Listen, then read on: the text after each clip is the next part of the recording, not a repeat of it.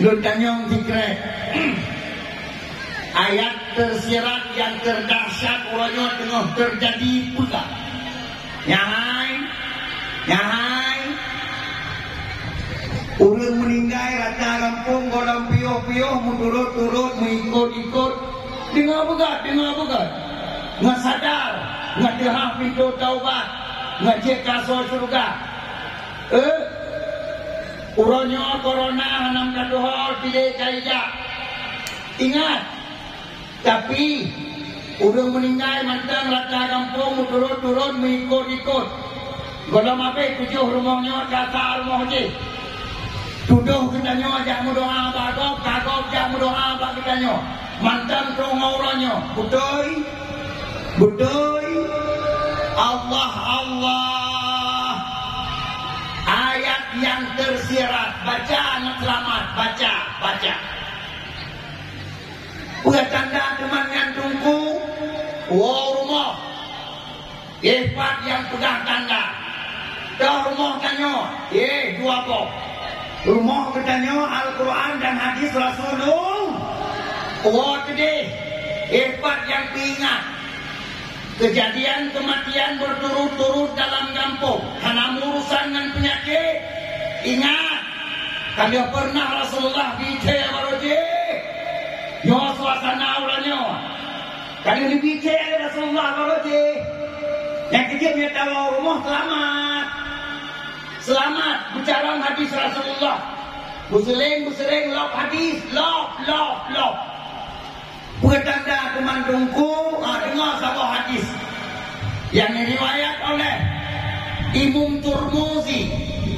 Wanakala Rasulullah baina yadai sa'ah mutanun syadid wa ba'dahu sanawatus salasi.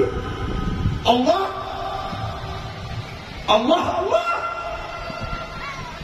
Nukul Nabi.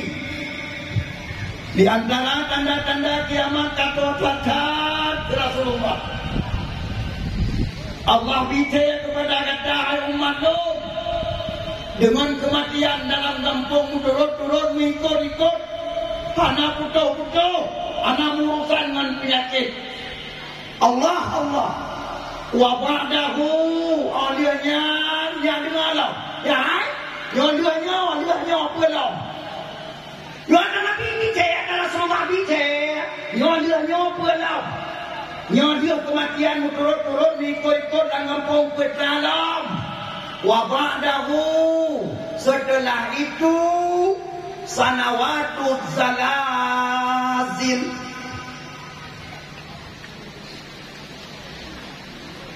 Makna kalau kerja percama, makna kalau kerja makot belum tu gara-gara lu baca hadisnya, lu makot. Gara-gara lu baca hadisnya, lu hiau. Sementara hakikat Rasulullah kebangkitan Allah Ta'ala basyirah wa nadhira, untuk memberikan kabar takut dan kabar gembira. Yang termasuk hadis yang membaca.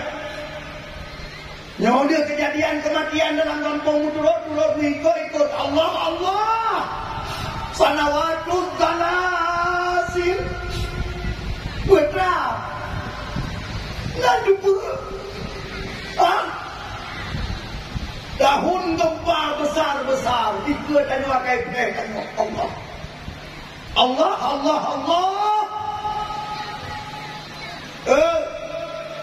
Nyawa berdua kata Allah berjamaah tawa Allah meninggalkan rumah Allahu Akbar. Tahun gempa besar-besar yang akan datang, putus habis. Nyawa con meninggal ulang turut-turut putus habis con tu wallahu a'lam. Putus habis dua con tu wallahu a'lam.